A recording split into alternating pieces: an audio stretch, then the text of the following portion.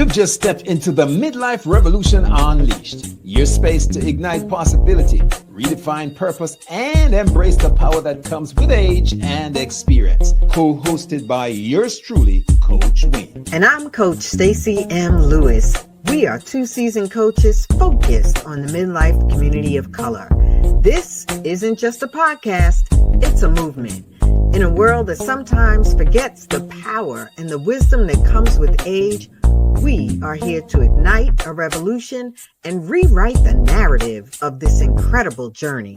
So, whether you're navigating your career, growing your business, rediscovering passions, or challenging the status quo, this is your space. So, buckle up. Let's dive into the Midlife Revolution Unleashed. You gotta know it's April the 22nd.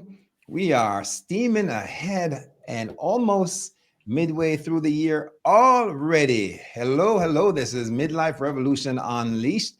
And it's Coach Wayne and Coach Stacy walking you through the promises of midlife so that your second half can be your best half. Hey, Stacy. Wayne, Coach Wayne, it is always such a joy to spend this time with you. Want to welcome you, our listener, to the Midlife Revolution Unleashed, where I am excited to be joined by my co-host, Sir Wayne, as we talk about this idea, still becoming, expanding the vision for your future self. I'm Coach Stacy M. Lewis. I'm a nonprofit executive. I am a lover of God and his people, and I have the joy of spending time coaching midlife women. Sir Wayne, please introduce yourself to the people. I am Coach Wayne. Thanks, Stacy, the VIP coach, because I have a unique way of working with men in midlife to land them safer, bigger, better, bolder on the other side, right? So for me, it's about values, exploring values, identity, and aligning that to come up with purpose. Stacy, I am going to let the cat out of the bag and let folks know that we have a celebration. It's post, but nonetheless, belated happy birthday to you, Stacy. Thank you. Thank you very much. Yes. I am shimmying in my 60s. It is excited to be another year older. It is excited to be alive. And thank you for those birthday wishes. I greatly appreciate it, sir. And Stacy, you're welcome. I want to say you're not aging, you are saging. That's right? What he says. You say the second half, I say the third quarter. You know, the reality is we are all here in this beautiful season of life called midlife, and it is our joy to really celebrate the richness and all of the life that we bring into midlife. So let's get started, Wayne. That's right. And Stacy, I know that today we're going to be talking about still becoming, expanding the vision for your future self. And that means literally that we're not stuck. We're not in a pit where we can't move forward. Midlife is about evolving, still becoming. Yes. There's so much. And I believe that you, our listener, will hear various nuggets that you've heard before, yet differently. Because Wayne and I often talk about vision. We talk about your values. We talk about the fact that you are not too old and it's not too late. And all of that gets summed up in the reality that you are still becoming, right? That's a truth that we get to embrace. It's not too late. This is not the time to give up on your dreams. It is still prime time to plan, to prepare, to vision, to dream, and to really take hold of that life and that gift where you are still becoming. Yep, all the way from Canada, my dear sister Delane. Welcome and good Welcome, to hear Delane. you. She was with me along with my dear beloved brother in law, Neville, I think a week ago. We just had a great time. She's the world traveler. Thank you for those birthday wishes, Delane. Yeah. So, Stacy, as we talk about becoming, oftentimes when I'm dealing with brothers in midlife, and midlife, we're going to loosely say 40 through, say, even up to 70, but 40 to say in their 60s, Mm-hmm. midlife. A lot of brothers are resigned on the fact that the gate is closing. We've done Mm. it, we're here, and there is a feeling of being stuck, of almost expiration. And in my refrigerator, when something expires, we throw it out. So if you're going to look at yourself as expired, Mm. prepared to just throw out or give up. And we're here to say that midlife really states, Stacy, that you're halfway through, given longevity now has moved on to, say, 80 years old on an average. And if you're 40, you got a half another life ahead of you. Absolutely. And what will you do with it? And if we really embrace the idea, regardless of our age, of visioning for our future, reconnecting with ourselves in a way that rekindles or reignites our dreams, our passions, our aspirations. The Bible says, where there is no vision, the people perish. And what we don't want to do in our 50s, our 60s, our 70s, and even our 80s, or feel is to feel like we are perishing because we are not visioning for our lives, for our future, for the next year, for the next 2 years, the next 5 years. Yeah, and there's a strategy to visioning, Stacy. Uh, we all have dreams, Mm-hmm. but visioning is more precise than just la la la la lee dreaming, right? Visioning has in there the possibility for achieving through true aspirations, meaning it's not, you wouldn't envision yourself going to the moon unless you have the wherewithal to make that happen. And I'm not saying it's impossible, but in Mm-hmm. reality, visioning is stretching yourself, but knowing that you have the resourcefulness to bring it about. Mm-hmm. And when you vision, you then have to hold faith to make sure that you start pulling off the thing. Mm-hmm. Hold faith and take action, right? And why, as we talk about, visioning for your future self, many of us are just so extremely busy, doing for others or grinding on the job or really trying to build that business. And we've often lost sight of the vision or of, in other circumstances, they say the big why.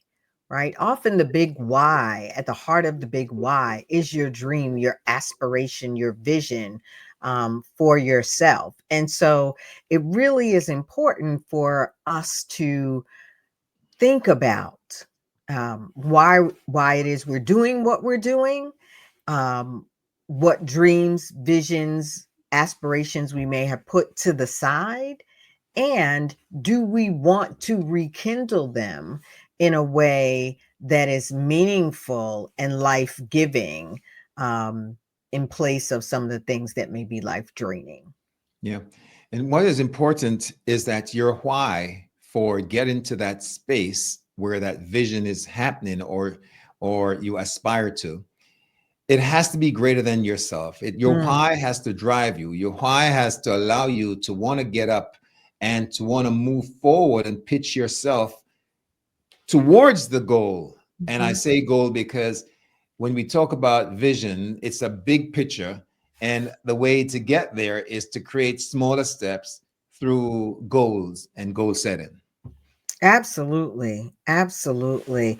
And I think before we dive into goal setting, I just really want to emphasize the value of the visioning. And I don't know if you've ever done this, Wayne, but as I've given myself the opportunity to vision, to reconnect with my dreams, there have been times when I have put the mental kibosh or have halted my dreams even as I was dreaming them, um, because either they seemed too big or maybe too selfish or maybe not really in alignment.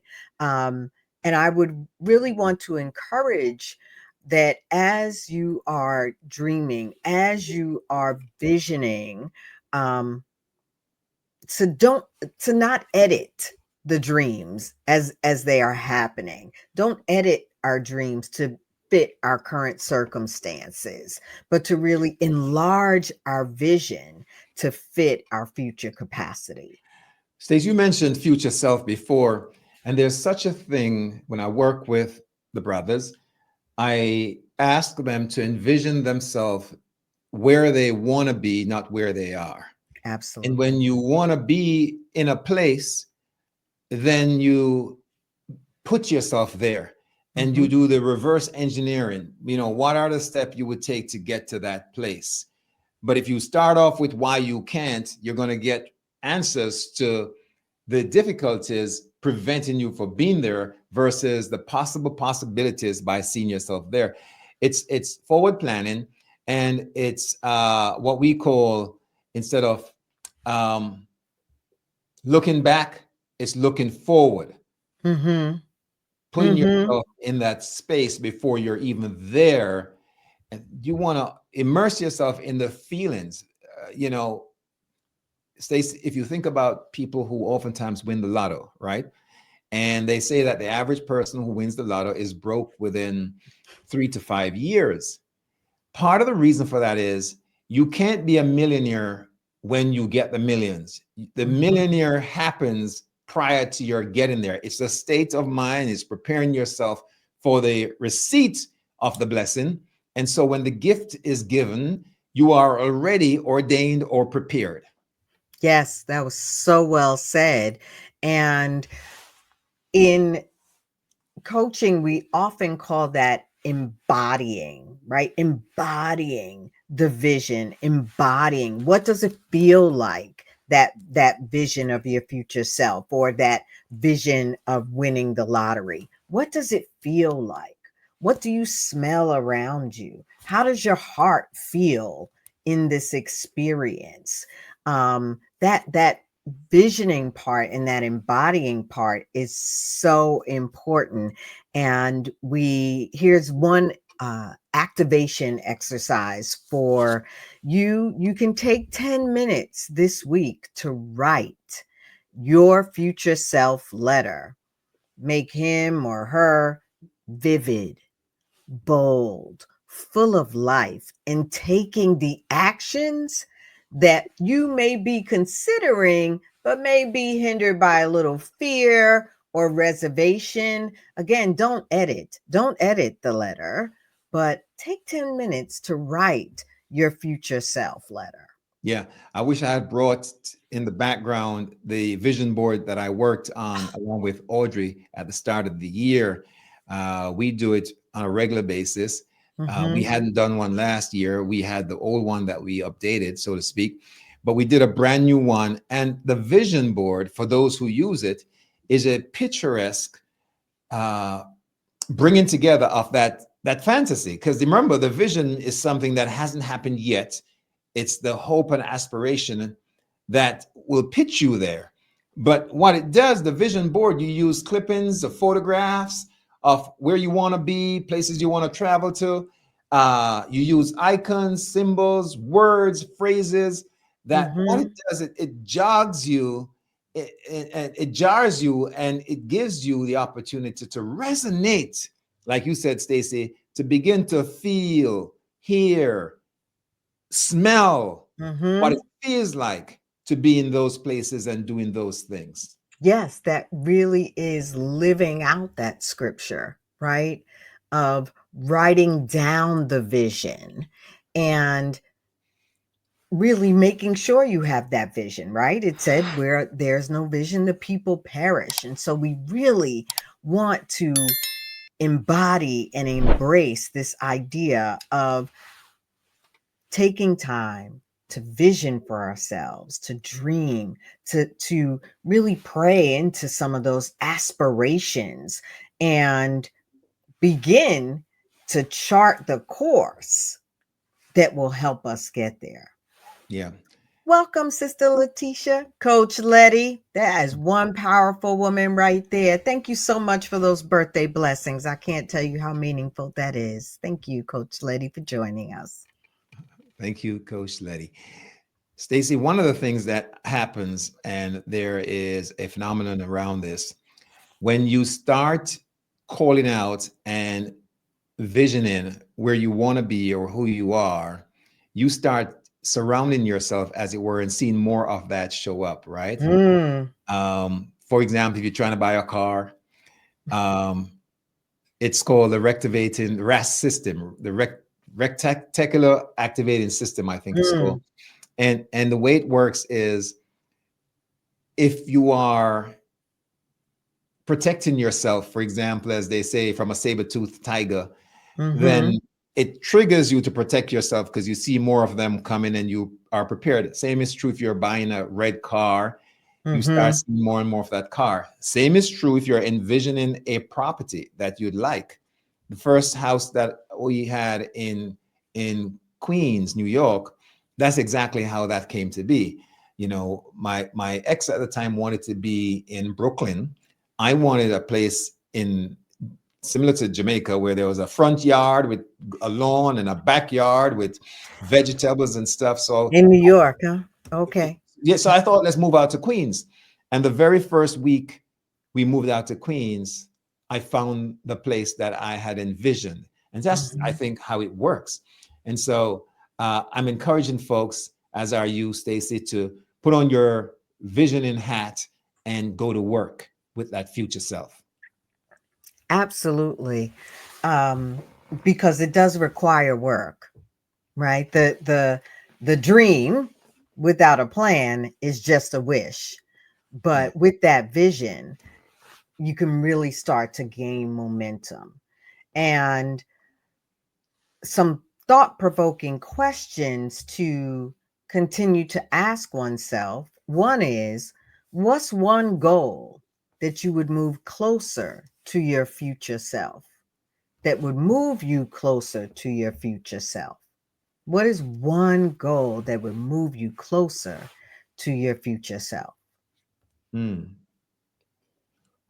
Oh, Coach Letty is from Queens. See, you guys might have been neighbors. Yay.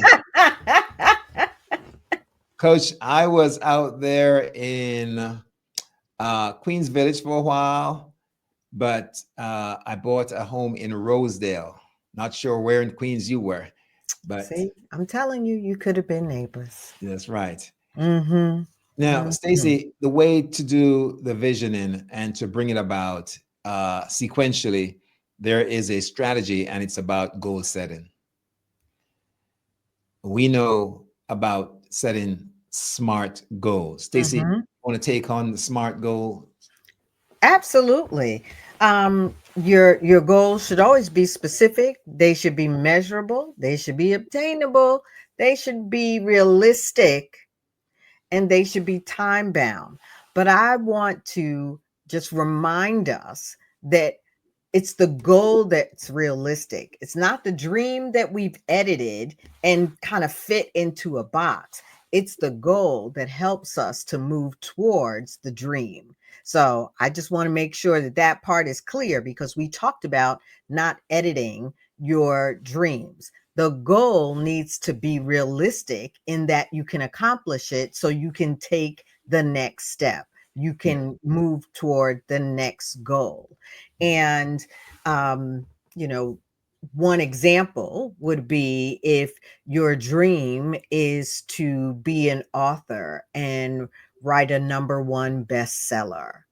Uh, one step, one goal to writing that book would really be to create an outline, or to determine how many words this book, this number one bestseller, will be, and then begin to break that down, whether it be weekly or daily, into how many words you need to write. That's a realistic, time bound, measurable goal. Stacy, how do you eat an elephant? That would be one bite at a time. And that's exactly how you move towards your goal accomplishment, one step Mm-hmm. at a time, as large as it Mm-hmm. is. Break it down. I don't know, you and Coach Letty, you probably, your paths may have crossed. Although I believe she's a little younger than you are, Wayne. So She's an uptown girl, though. yep, Uptown girl. See, what Long can we Island say? City in Queens. Yeah. Which is now, who can afford to live in Long Island City Yeah. anymore, right? It's like Yeah. now the upcoming has up and come, all of that. But we digress. Let's get back to building those habits and staying consistent so that folks can really begin to pursue this season of life in alignment with their purpose, and really, those dreams that have been placed in their heart, you know, by God, that can really help us, that we're here to do. You talked about earlier that they're not for us, right? The dreams, the visions, the aspirations are really to use the gifts that we have to be a blessing to other people. And Yeah. so let's keep moving in that direction. Yeah. When we're working on goals, Hmm. one of the things that for me I found to be empowering as well as encouraging is to identify an agreeable partner, an accountable partner. Hmm. In my space, it's always been family and spouse. So Audrey is my number one accountable partner. We will Mm. agree on this is what I'm working at, or her. When she was starting private practice, we spoke about it several times, and there was a lot of fear and apprehension about it in terms of finishing her dissertation, right? Um, what's holding you back? And so when you speak it, you speak truth almost into it when you share it with someone else, and Mhm. someone else who is not a naysayer. That's very important. You want someone who is also going to believe in you and allow you to believe in yourself. Absolutely. The reason, the scripture talks about where two or three are gathered, right? There's power in that agreement.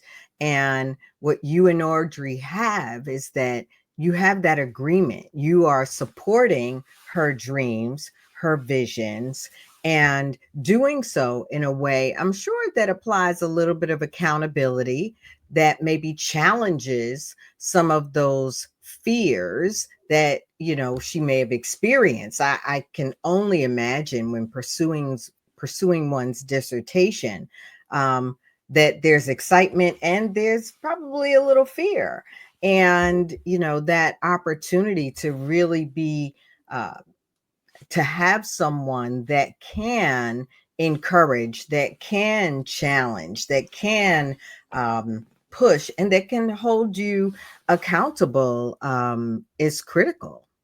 Yeah. And also, I think giving ourselves grace to recognize that you may not hit the mark the Mm. first go round, or Oh, the that's second, good. or the third. Hmm. But if you are truly vested in fulfilling that vision, then you keep trying. I mean, there's a point where you may have to recognize that you have to recalibrate. They say that a plane that's flying from New York to LA recalibrates more than 80% of its journey just by a degree or so pointing the Mm. nose. Otherwise, we talked about is you might wind up somewhere in Mexico. So you have to recalibrate, but fail forward is what they say, and get back up. Right, right. The progress does take patience. And in Galatians, it reminds us to let us not grow weary in well doing or in doing good. So if you are in alignment with uh, your visions and your dreams, your gifts, moving toward your God ordained purpose, then you might get a little tired sometime, right? Like you said, that there is work involved, and it doesn't always go the way you planned the first time, the second time, the third time, but we are still becoming. We are still becoming the ones, the individuals, the collective, the kingdom. We are still becoming who we are called to be as individuals and as a community. Um, I love this title, Still Becoming. And because it's not over till it's over, right? Yeah. Mm-hmm. And Mm-hmm. then as long as there's life in you and you're grateful for that life, you need to apply living. And that's part of what this is, becoming, always blooming and moving and grooving and getting along with your life, and knowing that there's more to be captured. You're never done till the last breath. And so part of how we do this, Stacy, is we create habits. When we work with our Mm-hmm. clients, we look at habits that no longer serve them. I had a client today that I've had for several years, and he said to me, one of the things that very early on, like a year and a half ago, when we started working together, that helped him was, as a father, to look at the habits that he had developed in terms of how he parented and ask the question, does it still serve me now that the Mm-hmm. kids are older? And if your habits are not serving you, if they're not aligning and supporting that goal and that vision, you got to nix those habits. Yes, yes, yes, yes. And yes, um, that's still becoming, right? That really is good, Coach Letty. The reality is you have to check in on those habits. Wayne and I have done episodes of the Midlife Revolution Unleashed talking specifically about habits, about breaking habits, about forming habits. So check out that episode. Um, the vision is the foundation, the goals are the structure, and the habits are the glue that is going to start to really bond, build, and help you move forward into this new vision. And we talked about SMART goal. There was a piece Mm-hmm. of it around time bounded and Mm-hmm. measurable, right? Mm-hmm. Measurable. If you can't measure it, you really don't know what you're chasing. And you can't tell when you've gotten it if you've gotten it. So it's important to track through metrics or whatever form. You know, we all have smart watches today. So if we want to know how many steps we do, we don't walk and count it in our heads, even though we could, but that would really defeat the purpose of relaxing us. And so we measure it. We Mm-hmm. measure when you go to the doctor, he measures, even as a kid, how much you have added in your girth, your weight, your height. Mm-hmm. And that measurement goes through your entire lifetime. We're suggesting that as you are moving towards your goals and your habits, that you're measuring your success or not. No, you can't move if you can't move what you don't measure, Yeah. right? So if you are not tracking the progress you're making, whether you've accomplished the goals or the objectives, you're not going to know if you're moving in the right direction. And so we want to just encourage you. I feel like we've talked about goal setting before as well, Wayne. So go Yeah. back and look at the wealth of knowledge that is in our 2 seasons of the Midlife Revolution Unleashed. Every story has details. Every story has detours, delays, and disappointments. But we're really cheering you forward so that you and your next chapter can be your most powerful one yet. Yeah. So, here in the second half, as Coach Wayne calls it, or the third quarter, as I refer to it, we really want it to be powerful for you to live your most powerful, highest self life. Becoming is about unleashing, Stacy, as our Yes. name suggests. Yes, that's a very good tie to the title, sir. Very good tie to the title. We Yeah. want to remind you that you are listening to the Midlife Revolution Unleashed. I'm Coach Stacy.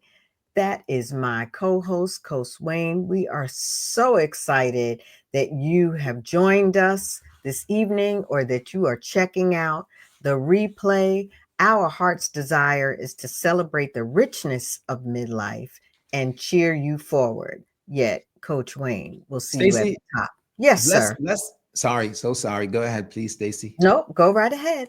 I wanted to remind folks and encourage you when you check your favorite podcast handle for Midlife Revolution Unleashed, or if Mm-hmm. you go to our YouTube channel, Midlife Revolution Unleashed, please be sure to like us and subscribe. Yes. Subscribing tells the algorithm that these guys are worth listening to because they're offering some value and people are following. So please do subscribe.